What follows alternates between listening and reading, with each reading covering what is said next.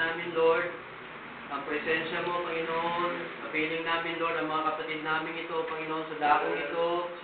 Lord, nag-expect sila, Panginoon, marahil, Lord, sa iyong maliit na lingkod, Panginoon. Datapat, Lord God, mas mainam, Panginoon, kung sa Kanya, Lord, kung sa iyo sila, Lord, mag-expect. Yes, Panginoon. amen.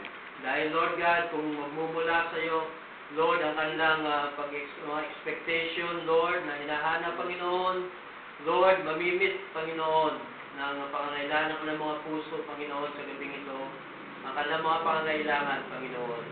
Hayaan niyo po, Lord God, ikaw po maging nakapagpaliwanag na yung salita, Panginoon. Yes, Lord. Mga Hallelujah. tao lang kami, Panginoon, kung gagamitin na aming sariling kakayanan, Panginoon, hindi namin kayang, Lord, ipaliwanag ang mga salita mo, Panginoon. Lord, salamat sa banal na Espiritu mo na nagbibigay liwanag sa aming kaisipan. Salamat sa mensahe sa uling kapanahonan na ito, Panginoon. Naging, Lord God, flashlight, Panginoon, na iyong salita. Lord God, upang mabigyan ng kapahayagan ng bawat isa sa amin.